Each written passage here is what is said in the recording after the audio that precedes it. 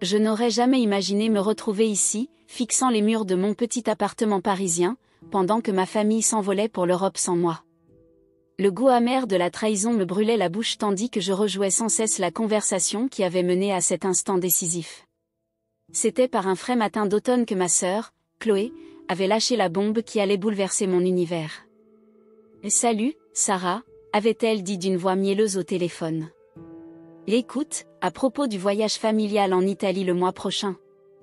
Nous avons décidé qu'il serait préférable que tu restes sur le quai cette fois. » Je me souviens encore de la chute de mon cœur, de la main crispant le combiné alors que j'essayais de comprendre. « Quoi ? Pourquoi ?» avais-je balbutié, le cerveau en ébullition, incapable de saisir ce que j'avais bien pu faire pour mériter un tel rejet. Sa réponse fut un cours magistral de manipulation passive-agressive. « Tu sais comment les choses ont été depuis le divorce. J'ai simplement besoin d'un peu de temps avec maman et papa, et avec les enfants. Ce n'est rien de personnel. Et puis, il faut bien que quelqu'un s'occupe d'arroser mes plantes et de nourrir Monsieur Moustache pendant notre absence. Tu pourras t'en charger, non ? Je suis trop épuisée pour gérer toute l'organisation des animaux en plus de tout le reste. » Ce ton désinvolte, revêtu d'un pragmatisme froid, résonnait en moi comme un rappel cruel de ma place secondaire dans la famille. « Tu peux t'occuper de mes enfants, moi je suis trop fatiguée, alors profite. » Ces mots s'inscrivaient en moi, tel un écho de mon statut indésirable. Au fur et à mesure que la réalité m'envahissait, je me sentais déchirée entre le choc, la douleur, la colère et un profond sentiment de trahison. Ce n'était pas seulement l'absence d'un rêve de voyage, c'était l'abandon, le sentiment d'être reléguée au second plan, considérée comme moins importante que le reste. L'excitation et l'anticipation que j'avais patiemment cultivées se transformaient en cendres, laissant place à un vide incessant.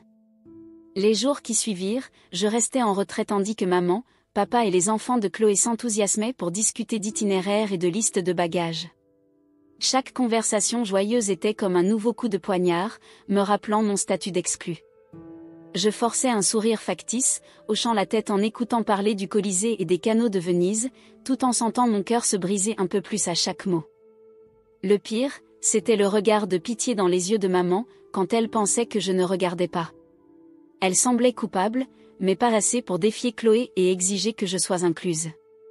Papa, toujours l'agent de la paix, tentait d'apaiser les choses avec des promesses vagues de « la prochaine fois » et de « se rattraper ».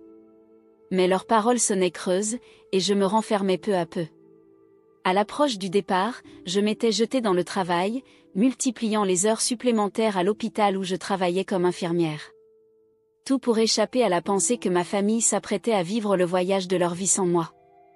Les longues heures au service des urgences étaient une distraction bienvenue, où le chaos des vies sauvées reléguait ma propre douleur au second plan, ne serait-ce que temporairement. C'est lors d'un de ces quarts de nuit que je me suis confiée à mon collègue et ami, Michel. Nous partagions un rare moment de calme dans la salle de pause, les néons projetant des ombres dures tandis que je déversais mes sentiments sur un café tiède. « Je ne comprends pas, Michel, » murmurai-je, la voix à peine audible. « Nous avons toujours été si proches en famille. Comment ont-ils pu me laisser de côté comme ça ?» Les yeux compatissants de Michel rencontrèrent les miens, mêlant sympathie et inquiétude. « Sarah, je suis vraiment désolée. C'est vraiment injuste. Leur as-tu dit ce que tu ressentais ?» Je secouai la tête, un rire amer s'échappant de mes lèvres. « À quoi bon ? Chloé a déjà tranché, et tout le monde suit le mouvement. Je ne veux pas gâcher leur voyage avec mon drame. » À mesure que je prononçais ces mots, je réalisais combien j'avais intériorisé l'idée que mes sentiments étaient moins légitimes, moins importants que de maintenir la paix. C'était un schéma qui se construisait depuis des années, avec Chloé toujours au centre, orchestrant la dynamique familiale selon ses besoins. La veille de leur départ, je me retrouvais dans la maison vide de Chloé, en train d'arroser ses orchidées chéries et de remplir la gamelle de Monsieur Moustache. Le chat me toisa de son regard hautain, visiblement indifférent à ma présence dans son territoire. En arpentant les pièces silencieuses, je constatais le contraste frappant entre le chaos animé d'un foyer familial et le vide qui semblait m'accompagner partout. Mes yeux se posèrent sur une photo de famille, accrochée à la cheminée, prise le dernier Noël. Nous étions tous souriantes, bras enlacés, l'image parfaite d'un bonheur familial. Je pris le cadre, traçant du doigt les contours de mon visage, me demandant comment tout avait pu changer si brutalement en si peu de temps.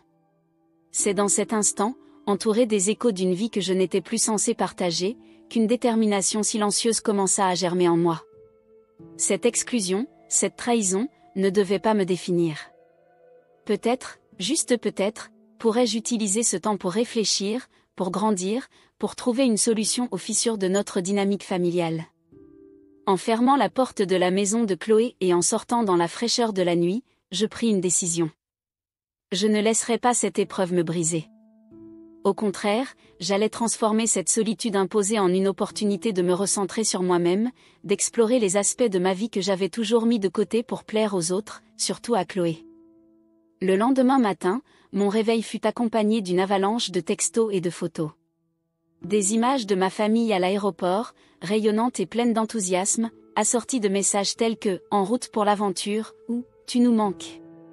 Le dernier, envoyé par Chloé, montrait ses enfants installés dans l'avion, avec le message « Merci d'avoir tenu la forteresse, ma sœur. Les enfants passent le bonjour à tante Sarah. » Je fixai l'écran, submergé par un tourbillon d'émotions. Une partie de moi voulait lancer le téléphone contre le mur, crier l'injustice de tout cela. Mais une force plus grande m'empêchait de céder à cet élan. Je pris alors une profonde inspiration et répondis simplement « Passez un bon moment. Soyez prudents. » En posant le téléphone, un sentiment étrange de calme s'installa en moi. Oui, j'avais été exclue, rejetée de manière douloureuse. Mais j'étais toujours là, toujours debout. Et dans ce moment de lucidité, je compris que cette exclusion ne devait pas marquer une fin, mais pouvait être le commencement, une opportunité de me redécouvrir, de renforcer ma détermination, et peut-être même de réparer les fissures qui déchiraient notre famille. Armé de cette conviction, je pris mes clés et sortis. J'avais un service à l'hôpital, des vies à sauver, et un avenir à construire. La douleur de l'exclusion restait un écho sourd dans ma poitrine, mais à côté brillait une étincelle d'espoir, un souffle de détermination. Quoi qu'il arrive, je l'affronterai de front, selon mes propres conditions.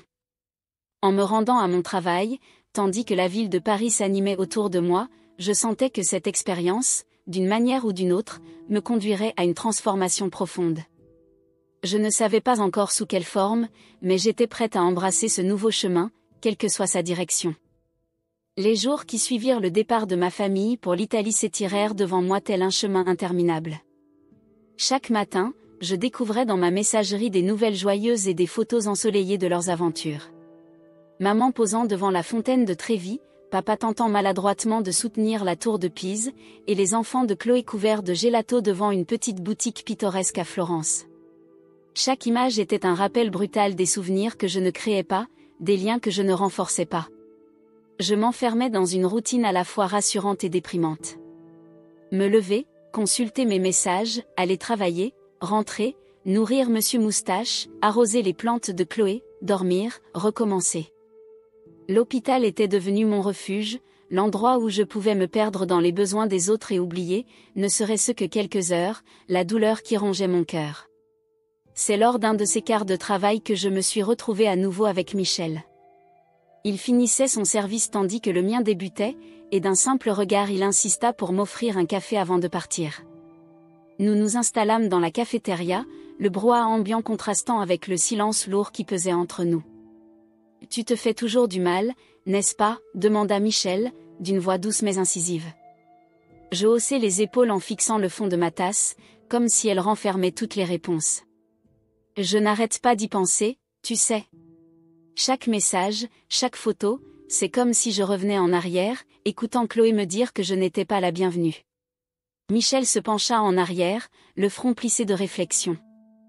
As-tu songé que ce n'est peut-être pas seulement une question de voyage ?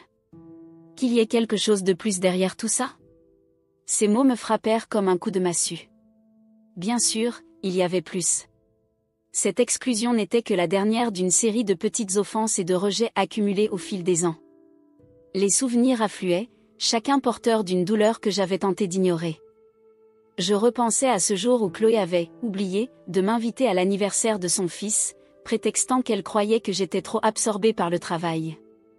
À Noël, lorsqu'elle monopolisa l'attention de maman et papa avec les récits de son dernier drame professionnel, me laissant invisible autour de la table. Aux innombrables fois où elle sollicita des services, garder ses enfants, aider pour les travaux de la maison, prêter de l'argent sans jamais s'intéresser à mes besoins. Tu as raison, dis-je lentement, réalisant enfin. Ce n'est pas seulement au sujet du voyage. C'est tout. C'est comme si j'avais été peu à peu reléguée en marge de ma propre famille, et je ne m'en étais même pas rendu compte. Michel hocha la tête, le regard rempli de compassion. Les familles sont compliquées, Sarah. Parfois, les dynamiques avec lesquelles nous avons grandi deviennent si normales qu'on ne réalise pas à quel point elles sont déséquilibrées jusqu'à ce qu'un événement bouleversant vienne tout chambouler. En méditant sur ces paroles, un torrent d'émotions m'envahit, colère, douleur et un étrange soulagement d'avoir enfin reconnu la vérité. Le reste de mon service se fondit en un flou de souvenirs et de prise de conscience. Ce soir-là, alors que je retournais dans la maison vide de Chloé pour nourrir Monsieur Moustache, je parcourais les photos de famille exposées ici et là avec un regard nouveau. Il y avait Chloé, toujours au centre, toujours en quête d'attention. Nos parents, rayonnant de fierté devant ses réussites. Et moi, relégué à la périphérie, mon sourire ne parvenant jamais à dissiper ma tristesse. Je pris une photo du jour du mariage de Chloé. Elle était resplendissante dans sa robe blanche, nos parents à ses côtés, les sourires complices. J'étais là aussi, dans ma robe de demoiselle d'honneur, légèrement à l'écart. Je me rappelais ce jour avec une intensité douloureuse, les heures passées à préparer Chloé, à calmer ses angoisses, à m'assurer que tout fût parfait. Et comment, lors de la réception, elle avait à peine reconnu mon discours, trop absorbée par son propre moment pour penser à moi. En reposant la photo, une larme s'échappa le long de ma joue. Ce n'était pas seulement la tristesse qui m'envahissait, il y avait aussi cette colère sourde, une rancœur accumulée depuis des années, sans que je m'en rende compte. Je me dirigeai vers la cuisine, remplissant machinalement la gamelle de Monsieur Moustache tout en luttant contre mes pensées. Le chat se frottait contre mes chevilles, ronronnant, insensible à la tempête intérieure qui faisait rage en moi. En le regardant manger, une pensée étrange me traversa l'esprit, même ce chat, qui tolérait à peine ma présence la plupart du temps, semblait plus reconnaissant de mes soins que Chloé ne l'avait été depuis des années. Mon téléphone vibra, interrompant mes rêveries. Un nouveau message de maman, cette fois sous forme de vidéo, montrait papa tentant de commander en un italien approximatif, au grand amusement d'un serveur patient. Je regardais la vidéo, mêlant nostalgie et ressentiment, mais aussi une détermination naissante de changer les choses, de refuser de rester dans ce statu quo. J'envoyai un court message, ça a l'air sympa. J'espère que papa a eu son pasta. Avant de ranger mon téléphone et de rentrer chez moi. Conduisant à travers les rues paisibles de Paris, mon esprit fourmillait d'idées. Et si j'utilisais ce temps, cette solitude imposée, pour examiner mes relations ? Pour déterminer ce que je voulais vraiment, ce dont j'avais besoin de ma famille ? Les jours suivants furent une période d'intense introspection et de recherche de soi. Je relus de vieux journaux, parcourus des années de messages et d'emails, tentant de reconstituer le puzzle de notre désagrégation familiale. Le tableau qui se dessinait n'était pas réjouissant, mais il était révélateur.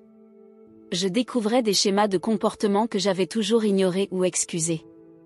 La manière dont Chloé parvenait toujours à avoir raison, comment maman et papa, sans même s'en apercevoir, privilégiaient ses besoins aux miens. Les remarques déguisées en plaisanterie, les compliments ambivalents qui me faisaient sentir minuscule et insignifiante. Mais je voyais aussi ma propre responsabilité dans tout cela. Comment j'avais permis à ma place d'être écartée, comment j'avais étouffé ma douleur et ma rancœur encore et encore pour préserver une paix factice. J'étais devenue la pacificatrice, celle qui effaçait les conflits pour que chacun se sente bien, souvent aux dépens de mon propre bien-être.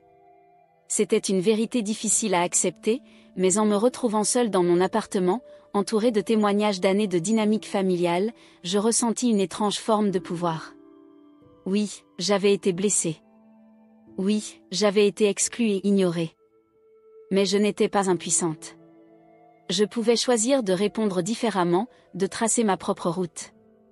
Je repensais aux mots de Michel sur la complexité des familles. Il avait raison. Les liens qui nous unissaient étaient enchevêtrés, alourdis par des années de ressentiment tués d'attentes non comblées. Et pourtant, ces liens, malgré tout, comptaient pour moi. Alors que je méditais, mon téléphone s'illumina à nouveau. Cette fois, un message de ma nièce, Émilie, m'annonçait « Tu me manques, tante Sarah.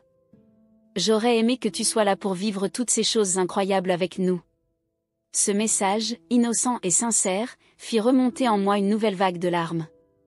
Malgré tout, malgré la douleur et la colère, j'aimais ma famille. J'aimais Émilie et son frère, j'aimais maman et papa, et oui, même Chloé. La réalisation m'asséna un coup brutal, je ne voulais pas couper les liens ou m'éloigner. Je voulais réparer les choses, créer une dynamique plus équilibrée. Mais comment ? La question me hantait alors que je poursuivais mes journées à l'hôpital, en m'occupant de la maison de Chloé, tentant de maintenir un semblant de normalité. Je savais qu'à leur retour, rien ne redeviendrait comme avant. Quelque chose devait changer, mais affronter des années de rançéure et de non-dit était effrayant. La veille de leur retour, je restais seule dans mon appartement, fixant mon téléphone. J'avais rédigé et effacé une douzaine de messages, cherchant les mots justes pour exprimer tout ce que je ressentais. Finalement, je me contentais d'un simple message, « J'espère que vous avez passé un bon voyage. Il faut qu'on parle dès votre retour. » En appuyant sur « Envoyer », un mélange de peur et de détermination m'envahit. C'était le premier pas vers un changement profond dans notre dynamique familiale. Quoi qu'il advienne, une chose était certaine, j'en avais assez d'être l'arrière-pensée de la famille. Il était temps que ma voix se fasse entendre, que mes besoins soient reconnus. Avec cette pensée, j'éteignis mon téléphone et me glissai dans le lit. Demain, ma famille rentrerait, et avec elle, l'opportunité d'un nouveau départ. Alors que je m'endormais, j'espérais qu'ensemble, nous trouverions enfin le chemin vers un avenir où chacun se sentirait valorisé et écouté. Le jour du retour, un étrange mélange d'anticipation et d'appréhension envahit mon ventre. Je suivis ma routine habituelle douche, café, tartine tandis que mon esprit s'emballait de tout ce que j'avais envie de dire, de toute la douleur et le ressentiment accumulés. Mais en me tenant dans ma petite cuisine, regardant la ligne d'horizon de Paris, une idée me traversa l'esprit, et si je pouvais leur montrer ce que je ressentais, plutôt que de simplement le leur dire ? L'idée prit rapidement racine, se développant alors que je me précipitais pour me préparer à mon service à l'hôpital. En arrivant au travail, l'étincelle d'un plan brûlait déjà en moi. Je n'allais pas seulement les confronter par des mots, je comptais créer quelque chose qui leur permettrait de me voir, peut-être pour la première fois depuis des années. En me changeant en blouse, je ne pouvais m'empêcher de sourire devant l'ironie de la situation. Me voilà, en train de préparer une surprise pour ceux qui m'avaient, par leur exclusion, surprise. Mais il ne s'agissait pas de vengeance, ni de régler des comptes. C'était une démarche de guérison, un pont pour combler le fossé qui s'était creusé entre nous. Ce jour-là fut un tourbillon d'activités. Un accident de plusieurs véhicules avait rempli le service des urgences de patients. Entre les contrôles et les soins, mon esprit ne cessait de vagabonder vers mon projet. Chaque moment libre était consacré à griffonner des idées sur des bouts de papier, à dresser mentalement la liste de ce dont j'aurais besoin. C'est durant un rare instant de répit, en attrapant un café rapide dans la salle de repos, que Michel me trouva entouré de mes notes éparpillées. « Qu'est-ce que c'est donc que tout ça ?» demanda-t-il, jetant un œil curieux aux papiers étalés sur la table. J'hésitai un instant, puis décidai de lui confier mon projet. « Je prépare quelque chose, » dis-je, incapable de contenir mon excitation. « Pour le retour de ma famille. Je veux leur montrer qui je suis vraiment, au-delà d'être juste la sœur de Chloé ou la baby-sitter familiale. » Michel leva les yeux, l'intérêt brillant dans son regard. « Sarah, c'est brillant, » dit-il avec enthousiasme. « C'est personnel, plein de sens, et c'est toi. C'est parfait. » Ces mots me donnèrent une confiance que je ne soupçonnais pas posséder. Une fois mon service terminé, je quittai l'hôpital, l'esprit débordant de possibilités. Je m'arrêtai dans un magasin de bricolage pour acheter des fournitures papier photo, colle, éléments décoratifs et bien plus encore. La caissière me lança un regard étonné en enregistrant mon assortiment éclectique, mais j'étais trop excitée pour m'en soucier. De retour à mon appartement, je débarrassai la table à manger et étalai mes outils. Puis, prenant une profonde inspiration, j'ouvris la boîte que je gardais précieusement dans mon placard, celle renfermant des souvenirs, des lettres, de vieilles photos, de petits trésors qui racontaient mon histoire. En triant ces objets, je fus transportée dans le passé. La photo de Chloé et moi à la plage, bras enlacés, sourire édenté illuminant l'objectif. Je me rappelais ces heures à construire des châteaux de sable, Chloé tenant ma main pour sauter par-dessus les vagues. À quel moment cette complicité s'était-elle évanouie? Je découvris une vieille carte d'anniversaire de nos parents, dont le message sincère me fit verser des larmes. Ils avaient toujours été là pour moi, même s'ils ne comprenaient pas toujours. Combien de fois avais-je gardé le silence pour ne pas les inquiéter ou provoquer de conflits? Peut-être était-il temps qu'ils sachent vraiment ce que je ressentais. Au fil de la nuit, je me perdis dans l'acte de création. Je n'assemblais pas seulement un album photo, j'érigeais une fresque de ma vie, une mosaïque des aspects de moi que ma famille avait ignorés ou oubliés. Chaque page devenait une fenêtre sur mon univers, mes luttes, mes victoires, mes rêves. J'y inscrivis des passages de mon journal, relatant les longues nuits passées à étudier pour devenir infirmière, la peur et l'excitation de mes débuts aux urgences. J'ajoutais des photos de mes collègues, ces personnes qui étaient devenues ma seconde famille, ainsi que des souvenirs de mon bénévolat au refuge pour animaux, un monde dont ma famille ignorait presque tout. Au fil du travail, je retrouvais des parts de moi-même que j'avais presque oubliées. La fille qui aimait peindre mais avait laissé ses pinceaux de côté, la femme qui rêvait de parcourir le monde mais avait toujours mis les besoins des autres avant les siens. Chaque objet, chaque souvenir revisité me redonnait un peu de moi-même. C'était la preuve que je n'étais pas seulement la sœur de Chloé, ni celle qui arrosait les plantes et nourrissait le chat, mais une personne entière, complexe, avec ses propres espoirs, peurs et succès. Le soleil pointait à peine lorsque je m'assis enfin pour admirer mon œuvre. La table était jonchée de bouts de papier et de traces de colle, mais devant moi se déployait le chemin visuel de ma vie. Ce n'était pas parfait, certaines pages étaient de travers, l'encre avait parfois bavé mais c'était authentique. C'était moi. En feuilletant ces pages une dernière fois, je ressentis un mélange de fierté, d'angoisse quant à la réaction de ma famille, et d'espoir que cela marquait le début d'un renouveau pour nous tous. Mais au fond, je ressentais la paix. Quoi qu'il arrive, j'avais franchi un pas décisif, j'avais repris le contrôle de mon récit, donné voix aux parts de moi trop longtemps cachées. Épuisé mais exalté, je rangeais soigneusement mon œuvre et nettoyais le désordre. En me glissant dans le lit pour quelques heures de repos avant mon prochain service, mon esprit s'envolait déjà vers la prochaine étape de mon plan. Cet album n'était que le début, je voulais créer toute une expérience pour ma famille, une immersion dans mon univers pour qu'ils puissent me découvrir autrement. Les jours suivants, alors que ma famille reprenait peu à peu le rythme et que le décalage s'estompait, je continuais d'œuvrer en secret sur ma surprise. J'en sollicitais l'aide d'amis et de collègues, Michel accepta de me remplacer pour un service complet, me donnant une journée entière pour tout préparer, et mon amie Lisa du refuge me prêta quelques œuvres réalisées par les enfants du centre, des pièces illustrant mon engagement. Je choisis finalement un petit centre communautaire dans le quartier, modeste mais chaleureux, parfait pour ce que j'avais en tête. La directrice, Madame Dubois, à l'allure bienveillante, fut touchée par mon projet et m'offrit gracieusement l'utilisation de la salle principale. « Il faut plus d'amour et de compréhension dans ce monde », me dit-elle en me tapotant la main. « Ce que tu fais, essayer de reconnecter avec ta famille de cette manière, c'est magnifique. Je suis heureuse de pouvoir t'aider. » À l'approche du grand jour, mon anxiété montait. Et s'ils ne venaient pas? S'ils arrivaient sans comprendre ce que je voulais exprimer? Et si tout cela se retournait contre moi et nous éloignait encore davantage? La veille du dévoilement, seule dans mon appartement, je fixais mon téléphone. J'avais envoyé un message groupé pour convier tout le monde au centre le lendemain, sans dévoiler le motif exact, juste en disant que c'était important pour moi. Puis, j'observais avec nervosité les réponses. « Maman, bien sûr, ma chérie. Nous serons là. Papa, je ne manquerai ça pour rien au monde. Faut-il apporter quelque chose? Chloé, je suppose. À quelle heure? » Je poussai un soupir de soulagement inattendu. Il venait. Par curiosité, par devoir ou par intérêt sincère, il viendrait. Il ne restait plus qu'à saisir cette chance. Allongé dans mon lit cette nuit-là, incapable de trouver le sommeil, je repensais à tout ce qui m'avait mené ici, la douleur d'avoir été exclu, des années à me sentir invisible, les récentes prises de conscience sur nos dysfonctionnements.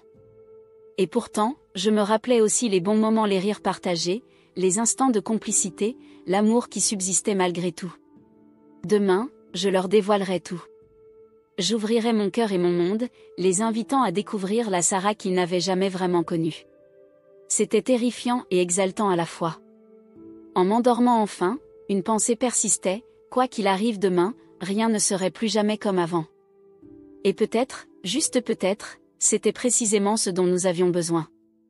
Le jour du dévoilement se leva clair et radieux, un parfait matin d'automne à la française. En observant les joggeurs dans le parc en face de ma fenêtre, une étrange sérénité m'envahit. Quoi qu'il se passe aujourd'hui, je savais que j'avais déjà franchi le pas le plus important, j'avais choisi d'agir, plutôt que de continuer à accepter en silence. Ayant pris un congé pour être entièrement disponible, je rassemblais mes affaires, mon album artisanal, mes photos, mes souvenirs en me perdant dans la contemplation de chacun d'eux, chaque objet me rappelant un moment de ma vie. Il y avait le ticket du premier concert auquel j'avais assisté, un groupe local jouant dans un petit bar près de mon ancienne faculté, et je me rappelais combien j'avais ressenti la liberté cette nuit-là. L'avais-je jamais partagé avec ma famille, ou m'étais-je toujours gardé de cela, pensant qu'ils ne s'y intéresseraient pas? Je retrouvais une petite pierre lisse, peinte d'un simple cœur, offerte jadis par Émilie, ma nièce, qui m'avait assuré que c'était une « pierre d'amour » pour me protéger. Je l'avais gardée dans ma poche pendant des mois, la serrant pour me rassurer lors des services difficiles. Depuis quand avais-je vraiment partagé des moments avec Émilie, au-delà de quelques gardes occasionnels?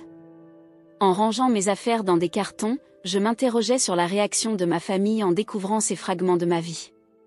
Seront-ils surpris? Confus? Peut-être même blessés de découvrir tant de facettes inconnues de moi? Je chassais mes doutes en me rappelant qu'il ne s'agissait pas de leur faire du mal, mais d'ouvrir un dialogue, de créer un espace pour une communication sincère. J'arrivais tôt au centre communautaire, reconnaissante pour le calme qui m'offrit l'opportunité de préparer la salle.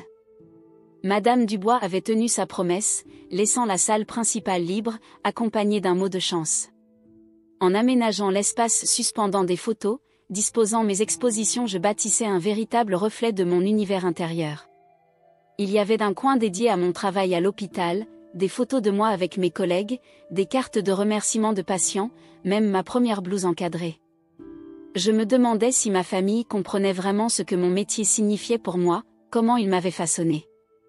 Un autre espace mettait en lumière mon bénévolat au refuge pour animaux, des clichés de chiens et chats dont j'avais pris soin, des dessins des enfants participant aux ateliers. Cette facette, dont je parlais rarement, prenait désormais vie devant eux. Au fil de l'installation, je me laissais emporter par les souvenirs, chaque objet déclenchant une histoire, une émotion, un moment précieux. C'était comme revoir ma vie se dérouler devant mes yeux, comprendre enfin comment toutes ces pièces s'imbriquaient pour former la personne que j'étais. Absorbé dans ma tâche, je ne perçus presque pas le coup frappé à la porte. Surprise, je vérifiai l'heure, il restait encore plus d'une heure avant l'arrivée de ma famille. Qui cela pouvait-il être? À ma grande surprise, c'était Michel, tenant un plateau de café et un sac embaumant l'odeur de mes brioches préférées à la cannelle, celle du petit salon près de l'hôpital. Je me suis dit que tu aurais besoin de soutien moral et de quelque force, dit-il avec un sourire timide. Je ressentis une gratitude profonde en l'invitant à entrer. Mais Michel, tu n'avais pas à faire ça. Tu n'as pas de service aujourd'hui? J'ai échangé avec le docteur Chen. C'était plus important, répondit-il.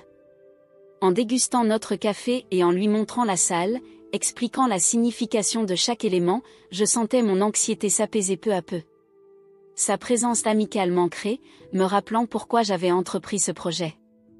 Tu sais, dit-il en observant une photo de ma remise de diplôme d'infirmière, cela fait des années que je te connais et je découvre encore des facettes insoupçonnées de toi. Ta famille, ils vont être vraiment surpris. Ces paroles me touchèrent profondément. Tu crois que c'est trop, demandai-je, envahi par un doute soudain. Non, ce n'est pas une erreur, me rétorqua-t-il doucement en posant une main sur mon épaule. Tu es courageuse, honnête. Quoi qu'il arrive, sois fière de ce pas, je hochai la tête, retenant mes larmes. Merci, Michel, pour tout. Il me serra brièvement l'épaule avant de se retirer, me proposant de m'aider pour la dernière bannière. Les minutes s'écoulèrent à toute vitesse pendant que nous apportions les touches finales à la salle. Alors que l'heure d'arrivée de ma famille approchait, Michel s'en alla discrètement, promettant de revenir plus tard pour voir comment tout s'était passé. Seul, je fis un dernier tour de la pièce, admirant tout ce que j'avais créé. Ce n'était pas seulement un recueil de souvenirs, c'était une déclaration, l'affirmation de qui j'étais vraiment, la Sarah qui n'était plus simplement la sœur de Chloé, ni la baby-sitter toujours présente, mais une femme entière, avec ses rêves et ses luttes. Je m'arrêtai devant un miroir accroché près de l'entrée et étudiai mon reflet. J'avais l'air épuisé, les nuits tardives m'avaient usé, mais une détermination nouvelle brillait dans mes yeux, une fermeté qui témoignait de ma renaissance. Je ne me reconnaissais presque plus, et pourtant, je n'avais jamais été aussi fidèle à moi-même. Le bruit des portières claquant à l'extérieur me tira de mes pensées. Ils étaient là. Prenant une profonde inspiration, je repassai ma chemise, me lançant un dernier regard dans le miroir. « Tu peux le faire », murmurai-je à mon reflet. « Il est temps qu'il te voie vraiment. » En me dirigeant vers la porte, le cœur battant, je ressentis un étrange mélange de peur et d'excitation. C'était le moment tant attendu, l'aboutissement de semaines d'introspection et de préparation. Quoi qu'il arrive, cela changerait à jamais notre dynamique familiale. D'un ultime souffle, j'attrapai la poignée. Il était temps d'inviter ma famille dans mon monde, de leur montrer la Sarah qu'ils n'avaient jamais vraiment connue. En ouvrant la porte et voyant leur visage curieux et légèrement perplexe, un sourire se dessina sur mes lèvres. « Bonjour à tous », dis-je d'une voix plus assurée que je ne l'aurais cru. « Merci d'être venus. J'ai quelque chose à vous montrer. » Au fur et à mesure qu'ils pénétraient dans la salle, je perçus le parfum familier de maman, le sifflement discret de papa, et l'étonnement de Chloé, les sourcils légèrement froncés. Leur réaction n'était que le prélude, et je savais que l'épreuve véritable ne faisait que commencer. Mais en les voyant franchir le seuil de l'univers que j'avais créé, une lueur d'espoir s'alluma en moi. Peut-être, juste peut-être, serait-ce le commencement d'un renouveau pour nous tous.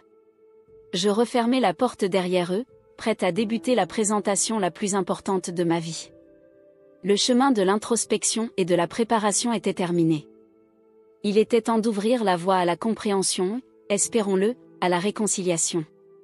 Dès leur entrée dans la salle du centre, je retenant mon souffle observais leur réaction, les yeux de maman s'écarquillèrent en découvrant les photos et souvenirs accrochés au mur, papa plissa les yeux, passant d'un coin à l'autre, tandis que Chloé, fidèle à elle-même, gardait les bras croisés, mêlant curiosité et méfiance. « Sarah, ma chérie, qu'est-ce que c'est donc que tout ça ?» demanda maman, la voix douce et pleine de surprise. Je pris une profonde inspiration, me préparant à tout révéler. « Ceci, dis-je en balayant la pièce du geste de ma main, c'est moi. La Sarah que vous ne connaissez peut-être pas. Celle dont j'ai longtemps eu peur de vous montrer. » Au fur et à mesure qu'ils exploraient la pièce, je voyais sur leur visage la révélation, il ne s'agissait pas d'un assemblage aléatoire de photos et d'objets, mais d'une exposition minutieusement organisée de ma vie, de mes expériences, de mes passions. Papa s'arrêta devant le coin dédié à ma carrière d'infirmière. Ses yeux s'attardèrent sur une photo de moi en blouse, épuisée mais souriante après un service éprouvant. « Je n'avais aucune idée », murmura-t-il presque pour lui-même. « Je savais que tu étais infirmière, mais... » Je m'approchai, entre nervosité et espoir. « Il y a tant de choses sur mon travail que je n'ai jamais partagées. » Lui confiai-je. « J'ai toujours pensé que cela ne vous intéresserait pas », il se tourna vers moi, la peine se lisant sur le visage. « Tu pensais que cela ne nous intéressait pas ? Comment as-tu pu en arriver là, Sarah ?» Avant que je ne puisse répondre, j'entendis l'inhalation de Chloé depuis l'autre bout de la salle. Elle se tenait devant un mur couvert de dessins et de photos du refuge où je faisais du bénévolat. « Tu fais cela chaque semaine ?» demanda-t-elle, incrédule. Je hochai la tête et me plaça à côté d'elle. « Chaque samedi matin. C'est important pour moi. » Les yeux de Chloé se croisèrent avec les miens, et pendant un instant, j'entrevis une sincérité inattendue. « Pourquoi ne nous en as-tu jamais parlé ?» La question resta suspendue, lourde de non-dits. Pourquoi avais-je gardé ce secret ? C'est alors que la voix de maman brisa le silence. « Oh, Sarah, dit-elle, la voix tremblante, tenant l'album que j'avais créé, une double page retraçant mes années universitaires. Je me souviens de ce jour. Tu étais tellement nerveuse le premier jour de cours. Et regarde ici. Elle tourna la page, révélant une image de moi entourée d'amis lors d'un événement sur le campus. Et tu ne nous en as jamais parlé. Tu disais toujours que tout allait bien. Une boule se forma dans ma gorge. Je ne voulais pas vous inquiéter, murmurai-je. Et avec le temps, garder tout pour moi semblait plus facile. La pièce devint silencieuse alors que chacun découvrait un PN de ma vie, mes passions, mes échecs, mes triomphes. Je vis la surprise, le regret, peut-être même une pointe de tristesse dans leurs yeux. Papa finit par rompre le silence. Sarah, dit-il d'une voix émue, pourquoi nous montres-tu tout cela maintenant ? Je respirai profondément, conscient que ce moment était le point culminant de tout ce que j'avais préparé. Parce que j'en ai assez, déclarai-je avec force. J'en ai assez de me sentir une étrangère dans ma propre famille. J'en ai assez d'être celle sur qui l'on compte pour arroser les plantes ou nourrir le chat, sans jamais être vraiment vue. Chloé tressaillit à mes paroles, un éclair de culpabilité traversant son regard. Est-ce à propos du voyage, répliqua-t-elle d'un ton défensif. Je t'avais dit que ce n'était rien de personnel. Ce n'est pas seulement à propos du voyage, interrompis-je, laissant couler des années de frustration. C'est le sentiment de ne pas compter autant que toi, Chloé. D'être toujours l'arrière-pensée, celle qui doit comprendre et accepter. Maman poussa un léger soupir, la main portée à sa bouche. Oh, ma chérie, nous n'avons jamais voulu que tu te sentes ainsi. Je sais, répondis-je, les larmes aux yeux. Mais c'est ainsi que je me suis sentie pendant trop longtemps. Et je ne pouvais plus faire semblant que tout allait bien. Un silence lourd s'installa alors que ma famille échangeait des regards, incertaine de la suite. Une partie de moi désirait reculer, apaiser la tension comme toujours. Mais une force plus vive m'obligeait à tenir bon. J'avais engagé ce processus et il me fallait aller jusqu'au bout. C'est Chloé qui, enfin, prit la parole d'une voix étonnamment basse. Je n'avais aucune idée que tu ressentais cela, confessa-t-elle, ses yeux cherchant les miens. Je suis vraiment désolée, Sarah. Vraiment. Son excuse, sincère et inattendue, me rappela la sœur que j'avais connue enfant, ma confidente, avant que la vie ne nous éloigne. Papa, visiblement ému, reprit, « Nous avons tous commis des erreurs », dit-il en échangeant un regard entre Chloé et moi. Mais c'est aussi une opportunité de faire mieux, d'être meilleur. Maman acquiesça, essuyant ses larmes. Ton père a raison. Sarah, merci de nous avoir ouvert ton cœur. Cela a demandé tant de courage. Ces mots apaisèrent quelque peu mon cœur meurtri, même si je savais que le chemin serait encore long. Je ne m'attends pas à ce que tout change du jour au lendemain, dis-je doucement, mais j'espère que ceci marque le début d'un nouveau départ pour nous tous. Chloé s'avança timidement et me serra dans ses bras. J'ai été une sœur terrible, murmura-t-elle, la voix chargée d'émotion. Pardonne-moi ? Les larmes coulèrent alors que je lui rendais son étreinte, laissant s'évaporer des années de rancœur. Il n'y a rien à pardonner, répondis-je doucement. Nous devons simplement faire mieux, comme papa l'a dit. En nous séparant, je vis maman et papa nous observer avec des sourires embués de larmes. Un câlin de groupe, proposa papa, ouvrant grand les bras. Pendant un instant, nous redevenions des enfants, serrés dans l'étreinte chaleureuse de nos parents. Et dans ce moment d'union, je sentis un espoir renaître en moi. Le chemin serait encore long, mais cet instant d'honnêteté et de vulnérabilité était le premier pas essentiel vers la réconciliation. Ainsi, alors que ma famille continuait d'explorer les détails de mon exposition, maman ébahie devant les photos, papa attentif au coin de mon métier d'infirmière, Chloé intriguée par mon bénévolat, une nouvelle dynamique prenait forme. La soirée se termina par des échanges sincères, des confidences, et peu à peu, l'espoir d'un renouveau familial. En repartant du centre, maman me prit à part. « Sarah, dit-elle avec des yeux brillants, je suis tellement fière de toi. Pas seulement pour cette exposition, mais pour tout ce que tu as accompli. Je suis désolée de ne pas t'avoir toujours soutenue. » Je la serrai fort, reconnaissante. « Merci, maman. Cela signifie énormément. » Alors que nous quittions le centre en cette fraîche après-midi parisienne, je ressentais enfin une paix intérieure. Le chemin serait encore semé d'embûches. Changer des dynamiques familiales profondément enracinées n'est jamais facile, mais nous avions franchi le premier pas. Nous avions ouvert la porte à une communication sincère, à une compréhension véritable. En regardant maman et papa main dans la main, Chloé glissait doucement à mon bras, je ressentis un élan d'amour et d'espoir. Nous n'étions pas parfaits, mais nous étions famille. Et enfin, nous étions sur la voie de devenir la famille que j'avais toujours désirée, celle où chacun se sent valorisé, entendu et véritablement vu. Alors que nous montions dans la voiture, avec des projets de dîner familial pour poursuivre nos échanges, je souris intérieurement. Le moment de révélation était passé, mais ses répercussions se feraient sentir pendant des années. Et j'avais hâte de découvrir où ce nouveau chapitre nous mènerait. Les semaines qui suivirent furent un tourbillon d'émotions et de discussions profondes. Nos dîners, autrefois empreints de banalité, se transformèrent en forums où chacun pouvait enfin exprimer ses sentiments, aussi douloureux soit-il. Un soir, autour de la table dans l'appartement chaleureux de nos parents à Beacon Hill, après que papa eut exprimé ses regrets de n'avoir jamais su à quel point mon travail comptait pour moi, Chloé admit à voix basse qu'elle avait toujours pris trop de place, m'empêchant de m'exprimer. Maman intervint doucement pour rappeler que nous avions tous contribué à ces dynamiques, mais l'important était d'en parler maintenant, de vouloir faire mieux. Au fil des jours, ma relation avec Chloé évolua également. Lors d'un dimanche tranquille dans mon appartement, en arrosant les plantes, un vieux réflexe, nous finîmes par partager un verre de vin et des confidences. « Tu sais », avoua-t-elle en faisant tournoyer le vin dans son verre, « je t'ai toujours envié. » Ces mots me stupéfièrent. Elle expliqua qu'elle se sentait obligée d'être bruyante pour ne pas disparaître, tandis que je paraissais toujours sereine et assurée. Ce moment fut révélateur, nous rapprochant et jetant les bases d'une nouvelle complicité. Ma relation avec maman et papa changea aussi. Ils prirent davantage soin de s'intéresser aux détails de ma vie. Papa se mit à m'accompagner de temps en temps au refuge pour animaux, et maman envoyait des messages d'encouragement avant mes longs services. Leur soutien, désormais plus sincère, renforçait notre lien. Un mois plus tard, après une semaine éprouvante à l'hôpital marquée par la perte d'une patiente, j'appelai maman, tremblante, pour lui raconter ma douleur.